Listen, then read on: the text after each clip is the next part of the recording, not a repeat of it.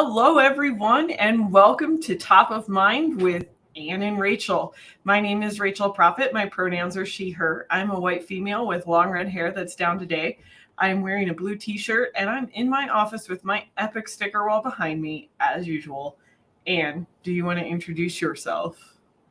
I'm Ann Krupke. My pronouns are she, her. I am a white female with brown hair that's in a bun today, and I'm wearing a pinkish red shirt that has a cat reading a book on it. And I've got my virtual background on today because none of you need to see what my office looks like right now. I'm disappointed that I can't see the cat with the book on your shirt. Oh, I love it. So, Anne, what's top of mind for you today? Well, actually, do you think that the white dots in our countdown video are confetti or snow? That's what's top of mind. When we did the countdown 30 seconds to live, I'm voting snow.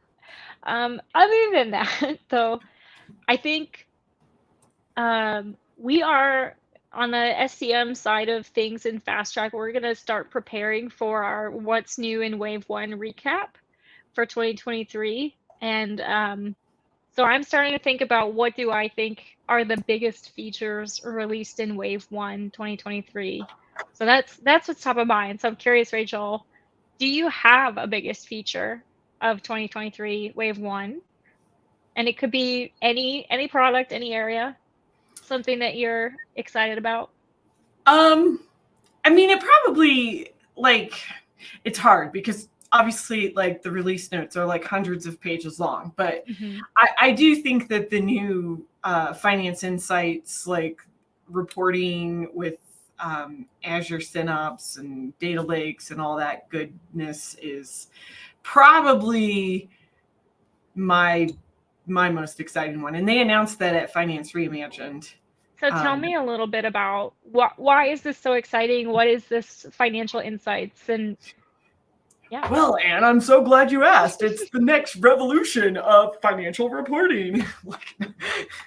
No, in all seriousness, though, it's been a long time coming, right? I think, right, it took us a while to get the Azure Data Lake and all of the syncing and things like that in line, and then it also took a fair bit of work, and thank you to all of our customers and partners that are part of the advisory board that help drive feedback into it, but getting the data models for finance to a point where it really is click and drag and ready to go. But I have to pause here for a second because we have something very, very exciting that's about to happen. Our good friend and colleague, Alejandra Cabrelas, is joining us today as a special guest. We weren't sure if she was going to be able to because we do have day jobs. So she had another call and we were like, it's okay. Like if you can get here within the first 10 minutes, we'll just put you on. So with that, Alejandra, I'm going to add you to the stream. And if you come off mute, you can introduce yourself.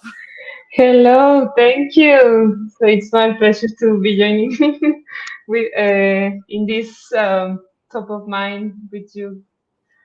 And so I'm Alejandra Cabrales. I'm also part of the fabulous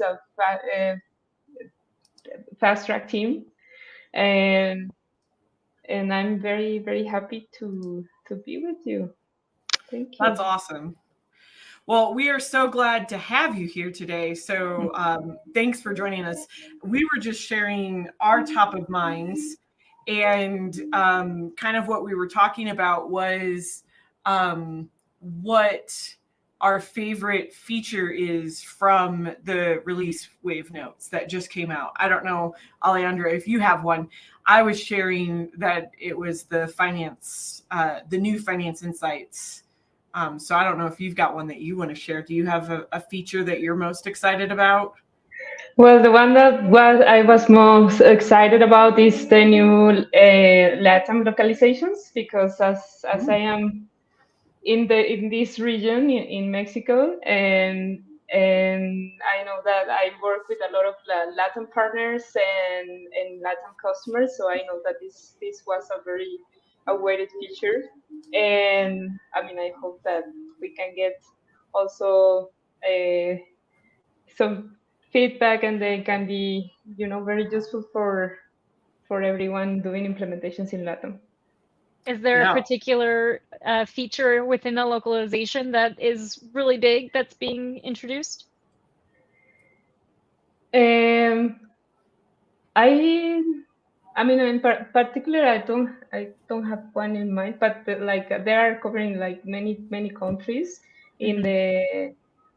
the part of tax and all that. I mean, is the typical localization, right? Yeah. So I mean, in general, I think they are good. We have been requested by some partners that would like to have some preview or something, because they are like eager to test it. Awesome. And I'm sure there's, from a more supply chain side of things, I bet there's one feature that you might be kind of excited about and are going to be presenting on next month, right? Yeah, correct. The cost. You mean the cost The accounting? the new asset management mobile app. The new asset model, or yeah, that is a new feature, part of the new release phase. And yeah, we will be having a new TED talk about this new app that is already very. We are very excited for releasing this, because it's also something that I mean, I think it will be empowering a lot the users to be more effective in using this module. It will be this module, and of course the processes that that you have using asset management. So yeah, we will have expect more news about it. I think that's super exciting. And I don't know if we've got any listeners out there that are, big asset management users, but if you are and you're looking forward to the new asset management mobile device, give us a like, give us a comment, let us know you're there out there in the world today. And again, we always invite you guys to put in your questions into the chat and we'll try to answer those. So, Anne, did you have one that you were going to share? I do, but before I do that, I put a link to the place where you can register for the upcoming Tech Talks. The one Alejandra is presenting on the asset management mobile app is on March 22nd, so just a couple weeks away. She's also doing another one on cost accounting, or a couple on cost accounting, so make sure you check those out. For me, I think I probably have two other ones that I'm particularly excited about. One is the introduction of sales order and inventory transaction archiving. So as Dynamics becomes more mature on the cloud, and as we get more data growth on our customers' implementations, being able to archive and purge data is such a hot topic because it's got data storage implications, performance implications, and things like that. So what we're seeing in that space is really exciting, the progress we're seeing, and I think that's an interesting place to keep your eye on.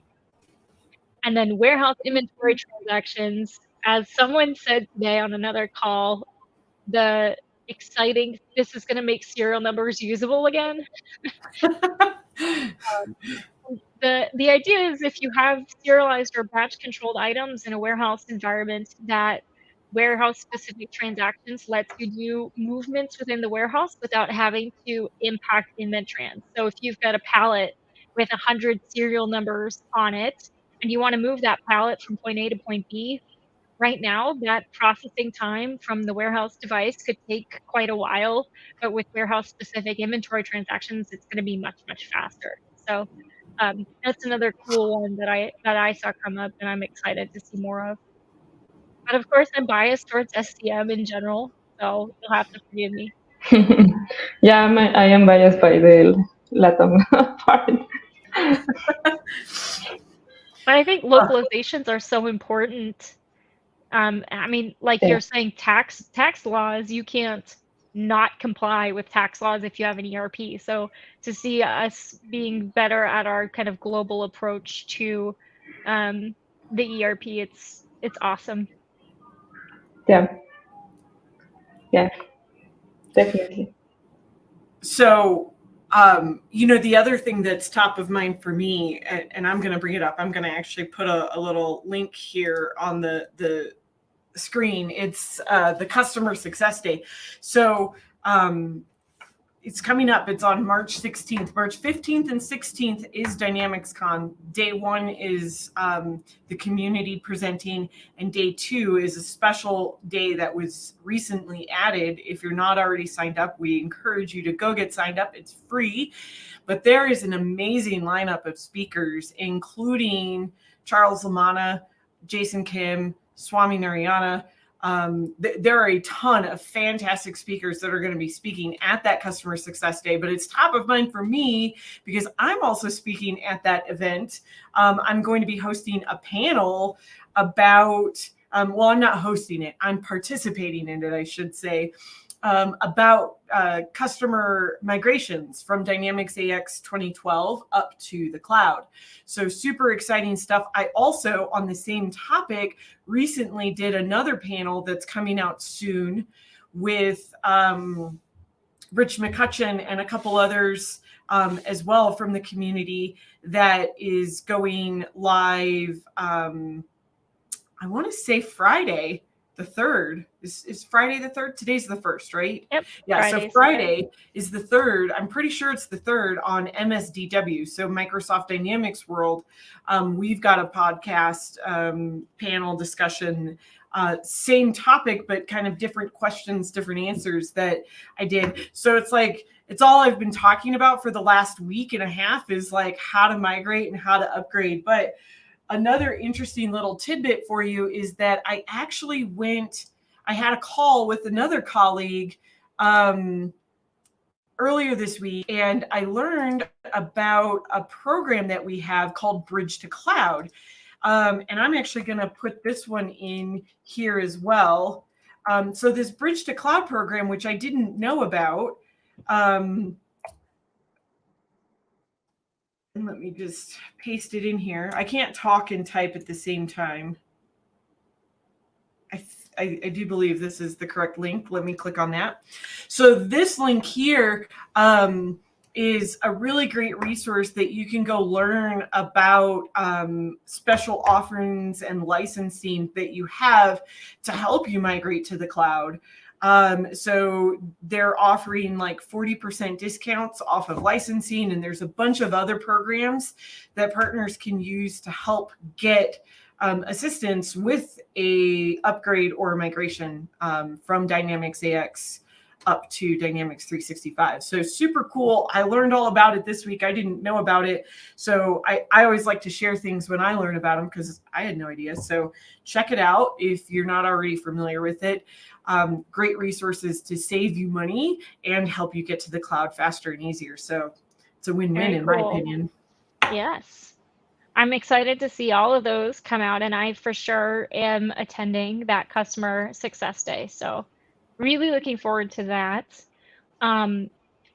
We had someone, her name is Emmy, reach out to us in between this session and our last session of Top of Mind, and she gave us what's top of her mind. And I actually think Alejandra and Rachel, you two are both the perfect people to have here for some of her questions. Alejandra, I'll start with you. Emmy was asking us to talk a little bit more about the implementation portal. So we mentioned on a previous session that the Fast Track implementation portal is now in public preview, and I think people are probably curious to hear more about it. How do they get started, and what is it for? Yeah, absolutely. That's actually something that I was also having top of mind. So we were also very excited to launch this implementation portal that will allow also to be more effective, on this process of doing reviews, having everything in one place. The it has and it has links to our content like Tech Talks, MS Docs, all gathered in a single in a single application, but and is based in the profile of your project. So so any project in added created, it will be show up there, and it will be profiled with the products that you have a scope in your scope, and based on that scope, we will provide this information, these links, basically we call it the implementation guidance, so you can have quicker access to this information. So that's one of the benefits, and also you can perform your you can execute your reviews, your solution blueprint review, the go live review, and that will help you also to get the recommendations, the best practices from the fast track team that the fast track team has put together from the experience of more than 4,000 implementations that we have done. So it is, it has a lot of information that will be useful for your project and to land Yeah, to a successful go live. that's amazing. So a couple questions. Is it free? Yes, of course. And is it fair? Can anyone sign up for it, or how does someone get started? Yeah, there's a survey. Let me get the link. There's a survey that you have to fill so they can enable your access to it. I can provide you the link to and put it on the chat so you can start. Yeah. So you can get started. And there's you will also have a guidance on the steps, for example, to create a review, etc. So you Yeah. have all that. Let me And search for that. to access the Fast Track implementation portal, it's the simplest AKA link I have ever seen, aka.ms/ftip, Okay, perfect. Thanks. right? So that means that anybody, regardless of whether they're in the full formal Fast Track program or not, can have access to all of the guidance and documentation that we've generated, like you said, throughout our thousands of implementations that we've been a part Yep. of. So Yep. super awesome to see I that. agree. Yeah. Yeah, I agree. So yeah, so submit your request and start to use it. We would appreciate the feedback because as it is something just brand new. Probably, of course, there could be some room for improvement, and so we are very eager to listen from you. Very cool. Thanks for sharing. Let's transition a little bit to the business process catalog. Rachel, you and I talked about that last time, and we gave an overview of what it looks like. We shared the AKA link to the current catalog, and Emmy had some additional questions about that as well. And the first question is, will the business process catalog be available via Microsoft Learn or in LCS?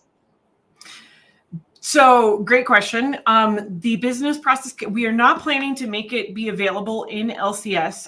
As you may or may not be aware, LCS is currently in a transition phase where we're moving a lot of that functionality to the Power Platform Admin Center. And so at some point in the future, once we have feature parity, LCS is going to go away. So we're not going to continue to enhance LCS.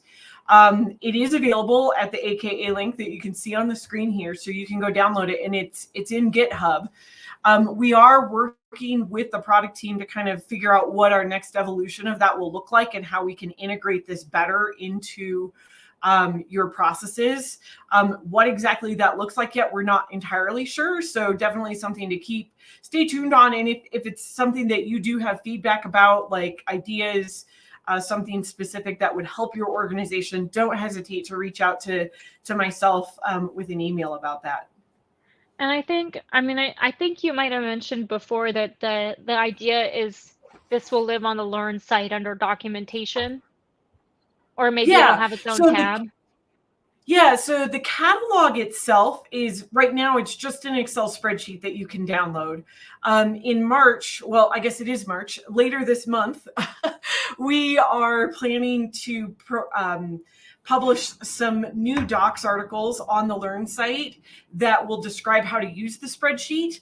But what's even bigger is the business process guide. So every single row you find in that spreadsheet you can almost think of it like the table of contents that we're working to build. So every single page in there will have a new article explaining that. And it is like a multi-level hierarchy. So in our first phase, we will just have the level 1 documents completed. And that's what we're targeting to have done at the end of March, very early April. So not sure on the exact date yet that we'll drop it, the new guidance hub, but definitely keep an eye out, and we'll be talking about it, I'm sure, every week, because it's like all I do is business processes. That's what it feels Awesome. like. Yeah. So as a quick recap, there are 4 levels, the top one being the end-to-end process, the second level being the process areas or groups of processes within the end-to-end. And then the third level and the fourth level is where you get into the very detailed guidance. And our fourth level represents the patterns and anti-patterns for different scenarios that you would see in that particular business process. And Emmy is asking us as well if this fourth level of patterns and anti-patterns will also maybe in some way link to trainings or demo scenarios. And in particular, kind of thinking back to the older days where we had demo data and demo white papers that were available with earlier AX versions. So Rachel, is this something we've thought about? Is there a plan here? It's a great question, and it is something that we've thought about. The template that we have created for those patterns and practices, and because we're using docs, we do support all sorts of different type of content that can be published in there. So we do envision that videos will be embedded in these. Some of the sample patterns that we've already created in our prototype, which will be published in March as well, include step-by-steps and examples, exactly what to do. We don't have any examples right now that have like demo data packages, but it is something that we aspire to. And if there are situations like that where you've built out a demo with a demo data package, we would encourage you to submit those and contribute to our library so that we can make this better for everyone, to make this process of implementing Dynamics 365 faster and easier.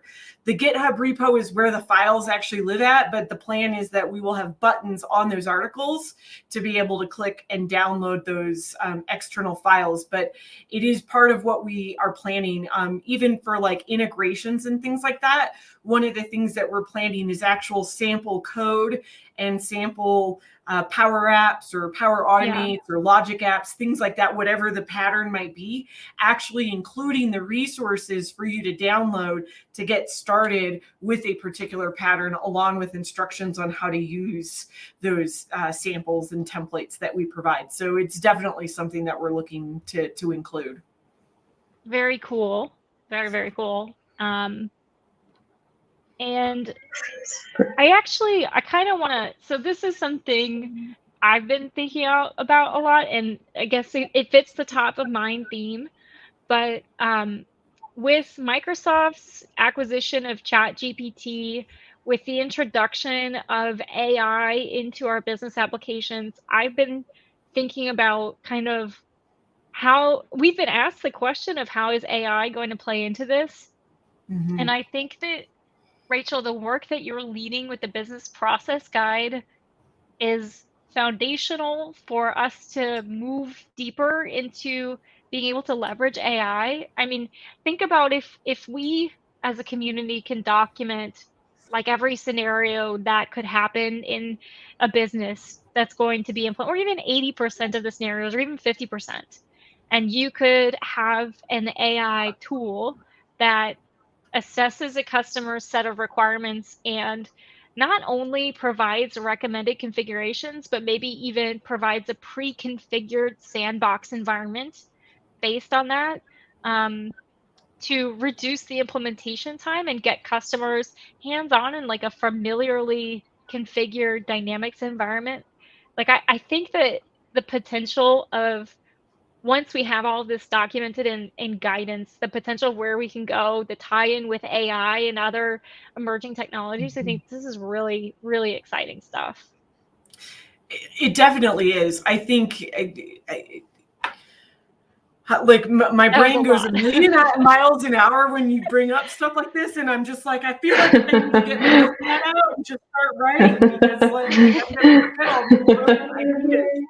But absolutely, I think this is just foundational, and it doesn't replace the need for any of us. It just allows us No, to not be at all. far more efficient, Mhm. and look to transform our customers' organizations at a faster pace. And if we can do it faster, that means we can have more customers, and if we can have more customers, then we make more money. And isn't that what we all want, right? Well, yeah, Yeah. and it means as consultants, you can focus on the unique problems that are more interesting to solve anyway versus, get the baseline stuff done. Get the stuff that is very clearly defined out of the way and then do the cool stuff. Like I think one of the things when I was in the partner channel that as a consultant was sometimes disappointing is we have to spend so much time just getting finance and core supply chain that we can't always jump ahead to let's get IoT involved or let's do automation or let's do asset management or whatever it is. Like there's a whole nother level beyond just being able to function in an ERP that you can bring digital transformation to businesses and take them so much further and kind of really get experimental and pushing the edge with it. So I think yeah, like to your point, Rachel, I wouldn't be worried about losing my job. I would just think about getting to do more exciting things and more cutting edge things Yeah. instead of doing the same things over and over again that we should have been able to automate already. Yeah. Alejandro, what do you think Yeah, about all this yeah. stuff? No, I totally agree with you, because that you could get rid of the most of the manual work and the repetitive work, and like you say, focus on the most important thing, on those things that actually that differentiate the Yeah, humans from the AI, right? yeah, So, so basically, I mean, we can leave the word to that. And no, I don't think that is a replacement, but it's a tool that if we learn how to use it effectively and correctly, and I think it is super powerful. And yeah, also, I mean, I could think also like of many applications that it could have, and I think it's a great step ahead for also for spending less time in this task, make probably the implementations faster, less Yeah. costly, yeah. and yeah, so it will I think it's definitely funny. help. I feel like it's deja vu from when you're talking to a customer who's implementing an ERP and you're trying to convince their business people that implementing an ERP isn't going to take their job. But now we're the business people and it's AI that we're worried about taking our job. No, yeah, I think that for every new technology, I mean, it happens like every industrial revolution, right? Like Right. people start to get new skills. So it's not like replacing. It's like you have to learn other skills that will take you. I mean, just it will be an upgrade of yourself. I I think have that's a great way to put it. Go well, ahead. and I think to your point, I have like a specific example that I actually did. We are at Um, the top of the hour, oh, we Rachel. are. So Oh hold man, that it thought was for so next exciting. week. I'm gonna hold it for next time. I'm gonna tell Yeah. my co-pilot ChatGPT JavaScript story next Okay. time. We That's a thank you cliffhanger. everyone so much for joining us today on Top of Mind, and thank you, Alejandra, for joining us. Thank you. Very last minute. We enjoyed having you today. So we will Me see too. you I all enjoyed next it. time on Top of Mind with Anne and Rachel. Bye now. Thank you.